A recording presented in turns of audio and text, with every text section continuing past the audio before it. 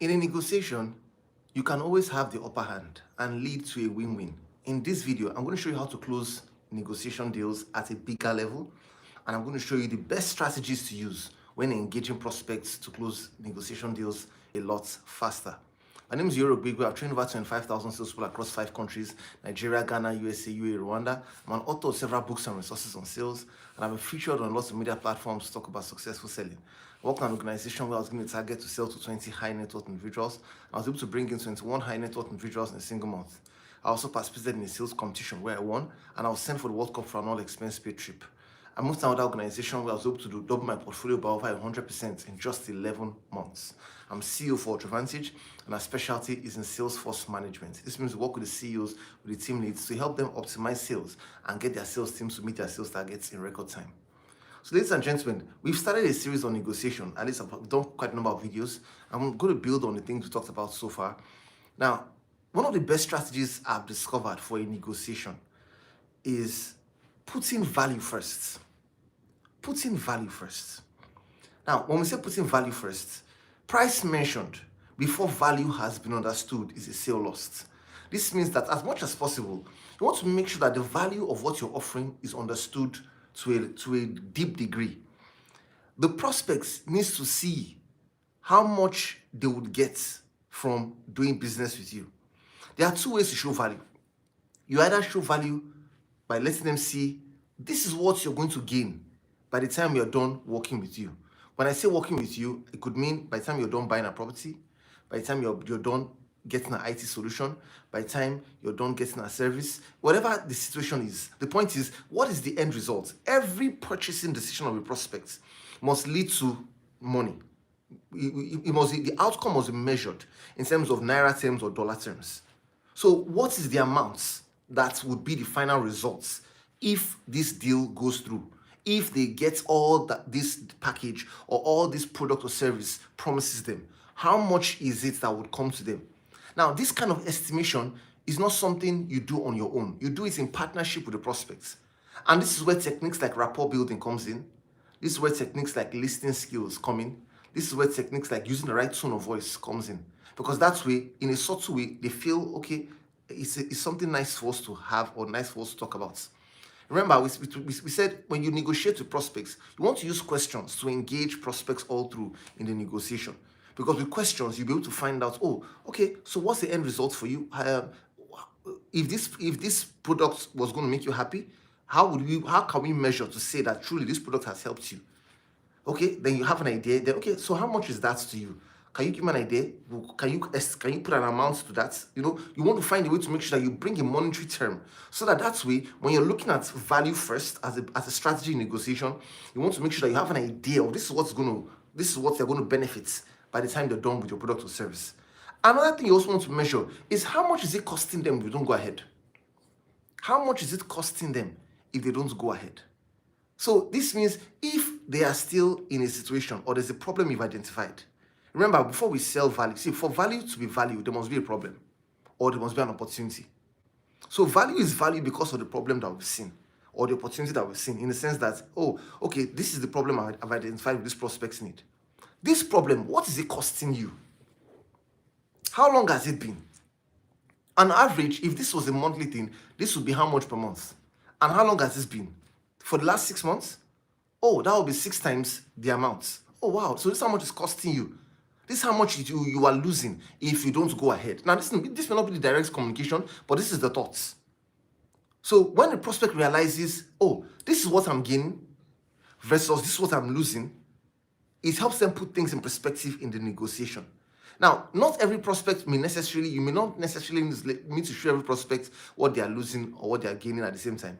For some cases, you can just choose to focus on what they are gaining, and for some, choose to focus on what they are losing. It all depends on how the conversation goes, or depends on the kind of sale or the type of objective you're trying to achieve. Some people are tilted towards pain. They're trying to avoid pain as much as possible because of the kind of problem they're trying to resolve. Some people are tilted towards pleasure. They want to be able to, they don't want the fear of missing out. They don't want to miss this opportunity. They want to get this thing quickly. They see what their lives can be if they get into or enjoy your product or service. So putting value first will help you manage this. And you see, if you put value first, you'll discover that when it's time to negotiate, you would have already done like a pre-frame. They already have an idea of who they are dealing with, the kind of solutions to expect. Then they'll see how to do business with you a lot more.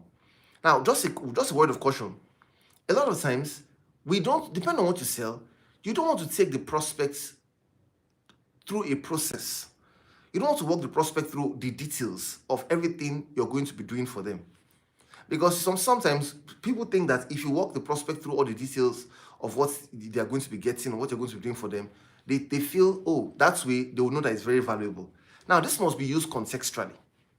In some cases, it could show that you're valuable. But in some other cases, the prospect will feel, if this is the whole process for me to get the final outcome, I think it's too much. I was hoping to be something quick and short. So let's assume it's a service you're trying to render. And for this service, they are hoping that the outcome they will get from this service will save them time. If they're trying to save time, I remember many years ago, a client reached out to me, just as an example. So normally when we run our sales training programs, we normally will do a sales skills audit to have an audit of what the sales team's strengths and weaknesses would look like, so that based on that we can provide some solutions. Then there's some other activities we normally deploy too. So apparently, this client, she wanted a training program like almost immediately. She needed it quickly. Now, I didn't ask enough questions, so I didn't get to know. She just came like every other inquiry. So I just thought, okay, this is our process. Let me just walk you through. That was now the problem. Me walking through her through the process was the problem. Whereas if I just focused on this is the outcome you want as a result of us working with you, that would have helped us close that deal. But we lost it because at the end of the day, she said, oh, when I listened to the entire process, I felt like I didn't have time for that. I just wanted something straight to the point for a retreat and we could go and we could move on. So you have to also check. Be sure that you're focusing on the outcome and not the journey. People pay for the outcome. They don't pay for the journey. When you've sold the outcome, use the journey and execute. So when you're talking about value, don't talk about value with respect to your processes. Talk about value with respect to what they need in terms of how much you'll be gaining if they go ahead with you or how much you'll be losing if they don't go ahead with you. Now, the second best negotiation strategy, I love this one, is called price anchoring. Wow. Remarkable. Now, what is anchoring? When you drop the anchor of a ship into the ocean, just the same way in a car, you have the handbrake, wherever your handbrake is in your car. So what's the purpose of the handbrake? So that the car, even when the car is on park, it doesn't move anymore. It's hinged to a spot. And that's very important because of maybe weather storms or because if you're in a slopey place, so the car doesn't move on its own. For the ship, it's not the handbrake, it's the anchor. So when they drop this very heavy metal, it goes to the bottom of the ocean and it holds the ship on a particular spot. Now, the whole idea of the anchor is the ship will not go beyond a certain diameter, right? Because it's just a metal pole that's holding the ship. So it doesn't move beyond a certain diameter. So it's like it keeps it in place. In a negotiation, you can anchor correctly or anchor wrongly. Or rather, let me say this way, you can anchor the prospects or you can be anchored by the prospects. To be anchored by the prospects means when you say things like, imagine you're in a negotiation and the first thing you're asking, you've not even communicated value, nothing has happened. The first thing you're asking is, sir, what's your budget? And the person says, okay, my budget is, it gives you an amount. Or even if you don't even ask what's your budget, at the point of discussing pricing, he goes ahead to tell you what he wants to pay. What happens with that is, immediately, they have anchored you in the conversation. This means when the prospect tells you, I'm doing 5 million, and you know that 5 million will not work. Rather, you are selling this property or you're selling this product or service for 15 million. What's going to happen is you realize that you may not be able to move beyond 5 million to maybe 7, 8 million.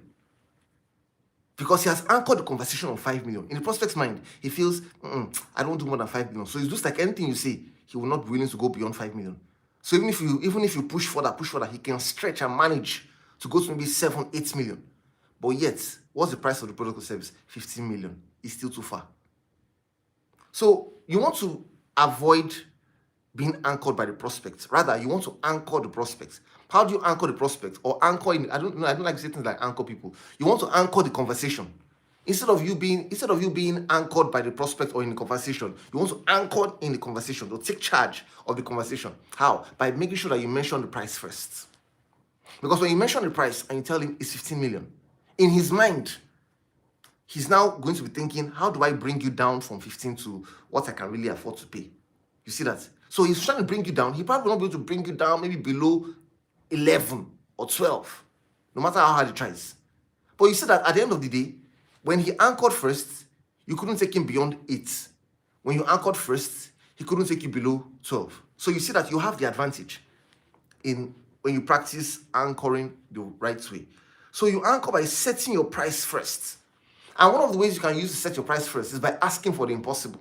Someone says, if you ask for the impossible, you will get the best. Now, it's a risk because if you ask for the impossible, you could get the best sale or get the best rejection. You can ask for the impossible and the person will not even want to talk to you anymore.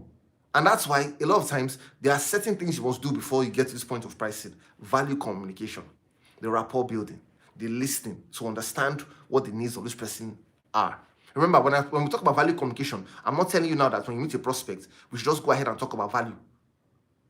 We must listen first, right? Because value is not what I say it is. Value is what the prospect says it is. So we need to listen to the prospect first and really understand him or her. That act of listening is what helps you understand the prospect and see if or when, how their reaction will be when you ask for the impossible. So this means, using this example I gave right now, the product is 15 million. I want to anchor the conversation and get the best deal from this negotiation. What do I need to do? I'll probably give I'll probably give a range, a price bracket, and say, okay, sir, remember the product is 15 million. So I'll do a price bracket of, sir, can we do between 25 million and 18 million? You see that?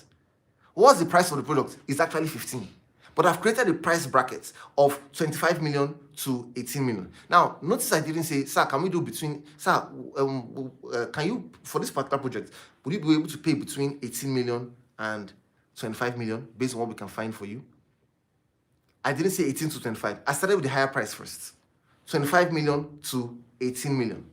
But why am I starting with the higher price first? If you start with the 18 million, all the prospect will remember is 18 million. And that's all you'll be thinking about. But if you start with the 25 million to 18 million as your range of in communication, all he'll be thinking about is 25 million. And you find out that based on that, he'll be wondering, okay, I can't afford to do between 25 and 18. That's too much for me. But I can afford to do, he will bring the price a little lower. And he may end up dropping the price so that you're 15. Whereas, imagine if you are giving a price bracket and you said, sir, can we do between 15 million and 11 million? He could then say, I can't do between 15 and 11, but I can afford to do maybe 10. But you can't do 10 because that is far below what the price is. So you want to anchor correctly and set the price correctly in the conversation. Now, my final best negotiation strategy, I love this, is giving options.